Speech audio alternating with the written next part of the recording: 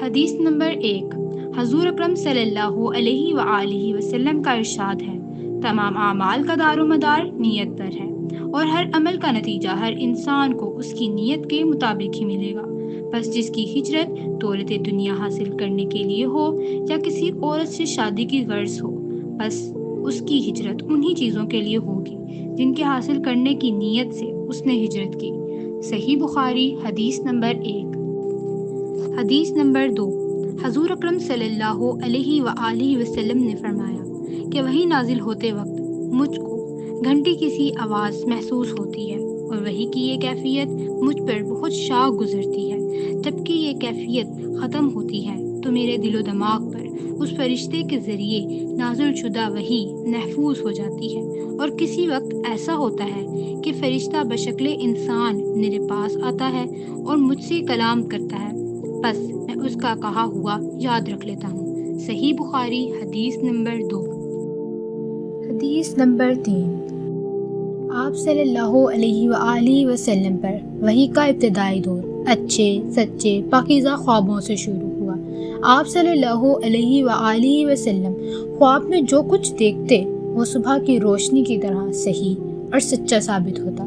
پھر من جانب قدرت آپ صلی اللہ علیہ وآلہ وسلم تنہائی پسند ہو گئے، اور آپ صلی اللہ علیہ وآلہ وسلم نے غار حرا میں خلوت نشینی اختیار فرمائی، اور کئی دن اور رات وہاں مسلسل عبادت اور یاد الہی و ذکر و فکر میں مشغول رہتے۔ جب تک گھر آنے کو دل نہ چاہتا توشہ ہمراہ لیے وہاں رہتے۔ توشہ ختم ہونے پر ہی اہلیہ محترمہ حضرت خدیجہ رضی اللہ تعالی عنہا کے پاس تشریف لاتے، اور کچھ توشہ ہمراہ لے کر پھر وہاں جا کر خلوت گزی ہو جاتے۔ یہی طریقہ جاری رہا یہاں تک کہ آپ صلی اللہ علیہ وآلہ وسلم پر حق منکشف ہو گیا، اور آپ صلی اللہ علیہ وآلہ وسلم غار حرا میں ہی قیام پذیر تھے کہ اچانک حضرت جبرائیل علیہ السلام آپ صلی اللہ علیہ وآلہ وسلم کے پاس حاضر ہوئے اور کہنے لگے کہ اے محمد پڑھو۔ آپ صلی اللہ علیہ وآلہ وسلم فرماتے ہیں کہ میں نے کہا میں پڑھنا نہیں جانتا۔ آپ صلی اللہ علیہ وآلہ وسلم فرماتے ہیں کہ فرشتے نے مجھے پکڑ کر اتنی زور سے بھینچا کہ میری طاقت جواب دے گئی، پھر مجھے چھوڑ کر کہا کہ پڑھو۔ میں نے پھر وہی جواب دیا، میں پڑھا ہوا نہیں ہوں۔ اس فرشتے نے مجھ کو نہایت ہی زور سے بھینچا کہ مجھ کو سخت تکلیف محسوس ہوئی۔ پھر اس نے کہا کہ پڑھ۔ میں نے کہا میں پڑھا ہوا نہیں ہوں۔ فرشتے نے تیسری بار مجھ کو پکڑا اور تیسری مرتبہ پھر مجھ کو بھینچا، پھر مجھے چھوڑ دیا اور کہنے لگا کہ پڑھو اپنے رب کے نام کی مدد سے جس نے پیدا کیا اور انسان کو خون کی پھٹکی سے بنایا، پڑھو اور آپ کا رب بہت ہی مہربانیاں کرنے والا ہے۔ بس یہی آیتیں آپ صلی اللہ علیہ وآلہ وسلم حضرت جبرائیل علیہ السلام سے سن کر اس حال میں غار حرا سے واپس ہوئے کہ آپ صلی اللہ علیہ وآلہ وسلم کا دل اس انوکھے واقعے سے کانپ رہا تھا۔ آپ صلی اللہ علیہ وآلہ وسلم حضرت خدیجہ کے ہاں تشریف لائے اور فرمایا کہ مجھے کمبل اڑا دو، مجھے کمبل اڑا دو۔ لوگوں نے آپ صلی اللہ علیہ وآلہ وسلم کو کمبل اڑا دیا۔ جب آپ صلی اللہ علیہ وآلہ وسلم کا ڈر جاتا رہا تو آپ صلی اللہ علیہ وآلہ وسلم نے اپنی زوجہ محترمہ حضرت خدیجہ رضی اللہ تعالی عنہا کو تفصیل کے ساتھ یہ واقعہ سنایا، اور فرمانے لگے کہ مجھ کو اب اپنی جان کا خوف ہو گیا ہے۔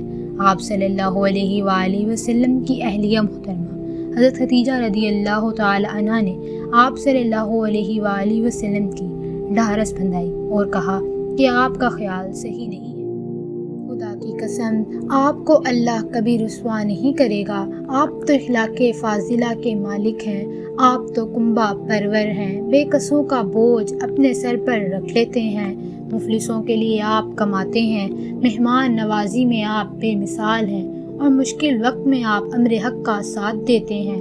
ایسے اوصاف حسنہ والا انسان یوں بے وقت ذلت و خواری کی موت نہیں پا سکتا۔ پھر مزید تسلی کے لیے حضرت خدیجہ رضی اللہ تعالی عنہا آپ صلی اللہ علیہ وآلہ وسلم کو ورقہ بن نوفل کے پاس لے گئیں جو ان کے چچا زاد بھائی تھے اور زمانہ جاہلیت میں نصرانی مذہب اختیار کر چکے تھے اور عبرانی زبان کے کاتب تھے۔ چنانچہ انجیل کو بھی حسب منشائے خداوندی عبرانی زبان میں لکھا کرتے تھے۔ انجیل سریانی زبان میں نازل ہوئی تھی، پھر اس کا ترجمہ عبرانی زبان میں ہوا۔ ورقہ اسی کو لکھتے تھے۔ وہ بہت بوڑھے ہو گئے تھے، یہاں تک کہ ان کی بینائی بھی رخصت ہو چکی تھی۔ حضرت خدیجہ رضی اللہ تعالی عنہا نے ان کے سامنے آپ صلی اللہ علیہ وآلہ وسلم کے حالات بیان کیے اور کہا کہ اے چچا زاد بھائی، اپنے بھتیجے محمد صلی اللہ علیہ وآلہ وسلم کی زبانی ذرا ان کی کیفیت سن لیجئے۔ وہ بولے کہ اے بھتیجے، آپ نے جو کچھ دیکھا ہے اس کی تفصیل سناؤ۔ چنانچہ آپ صلی اللہ علیہ وآلہ وسلم نے از اول تا آخر پورا واقعہ سنایا، جسے سن کر ورقہ بے اختیار ہو کر بول اٹھے کہ یہ تو وہی ناموس معزز رازدان فرشتہ ہے جسے اللہ نے حضرت موسیٰ علیہ السلام پر وحی دے کر بھیجا تھا۔ کاش میں آپ کے اس عہدے نبوت کے شروع ہونے پر جوان ہوتا، کاش میں اس وقت تک زندہ رہتا جب آپ کی قوم آپ کو اس شہر سے نکال دے گی۔ رسول کریم صلی اللہ علیہ وآلہ وسلم نے یہ سن کر تعجب سے پوچھا کہ کیا وہ لوگ مجھ کو نکال دیں گے، حالانکہ میں ان میں صادق و امین ہوں۔ ورقہ بولا، یہ سب کچھ سچ ہے، مگر جو شخص بھی آپ کی طرح امر حق لے کر آیا لوگ اس کے دشمن ہی ہو گئے۔ اگر مجھے آپ کی نبوت کا وہ زمانہ مل جائے تو میں آپ کی پوری مدد کروں گا، مگر ورقہ کچھ دنوں کے بعد انتقال کر گئے، پھر کچھ عرصہ تک وحی کی آمد موقوف رہی۔ حدیث نمبر 4۔ آپ صلی اللہ علیہ وآلہ وسلم نے وحی کے رک جانے کے زمانے کے حالات بیان فرماتے ہوئے کہا کہ ایک روز میں چلا جا رہا تھا کہ اچانک میں نے آسمان کی طرف ایک آواز سنی اور میں نے اپنا سر آسمان کی طرف اٹھایا۔ کیا دیکھتا ہوں کہ وہی فرشتہ جو میرے پاس غار ہرا میں آیا تھا وہ آسمان و زمین کے بیچ ایک کرسی پر بیٹھا ہوا ہے۔ میں اس سے ڈر گیا اور گھر آنے پر میں نے پھر کمبل اوڑھ لینے کی خواہش ظاہر کی۔ اس وقت اللہ پاک کی طرف سے یہ آیات نازل ہوئیں، اے لحاف اوڑھ کر لیٹنے والے، اٹھ کھڑا ہو اور لوگوں کو عذاب الہی سے ڈرا اور اپنے رب کی بڑائی بیان کر اور اپنے کپڑوں کو پاک صاف رکھ اور گندگی سے دور رہ۔ اس کے بعد وہی تیزی کے ساتھ پے در پے آنے لگی۔ صحیح بخاری حدیث نمبر 4۔ حدیث نمبر 5۔ رسول اللہ صلی اللہ علیہ وآلہ وسلم نزول قرآن کے وقت بہت سختی محسوس فرمایا کرتے تھے، اور اس کی علامتوں میں سے ایک یہ تھی کہ یاد کرنے کے لیے آپ اپنے ہونٹوں کو ہلاتے تھے۔ ابن عباس رضی اللہ تعالیٰ عنہما نے کہا، میں اپنے ہونٹ ہلاتا ہوں جس طرح آپ ہلاتے تھے۔ سعید کہتے ہیں، میں بھی اپنے ہونٹ ہلاتا ہوں جس طرح ابن عباس رضی اللہ تعالیٰ عنہما کو میں نے ہلاتے دیکھا۔ پھر انہوں نے اپنے ہونٹ ہلائے۔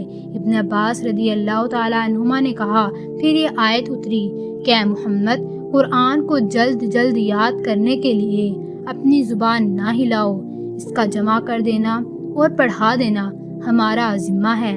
حضرت ابن عباس رضی اللہ تعالیٰ عنہما کہتے ہیں کہ یعنی قرآن آپ صلی اللہ علیہ وآلہ وسلم کے دل میں جما دینا اور پڑھا دینا ہمارا ذمہ ہے۔ پھر جب ہم پڑھ چکے تو اس پڑھے ہوئے کی اتباع کرو۔ ابن عباس رضی اللہ تعالیٰ عنہما فرماتے ہیں، اس کا مطلب یہ ہے کہ آپ اس کو خاموشی کے ساتھ سنتے رہو، اس کے بعد مطلب سمجھا دینا ہمارے ذمہ ہے۔ پھر یقیناً یہ ہماری ذمہ داری ہے کہ آپ اس کو پڑھو، یعنی اس کو محفوظ کر سکو۔ چنانچہ اس کے بعد جب آپ کے پاس حضرت جبرائیل علیہ السلام وحی لے کر آتے تو آپ توجہ سے سنتے، جب وہ چلے جاتے تو رسول اللہ صلی اللہ علیہ وآلہ وسلم اس وحی کو اسی طرح پڑھتے جس طرح حضرت جبرائیل علیہ السلام نے اسے پڑھا تھا۔ صحیح بخاری حدیث نمبر 5۔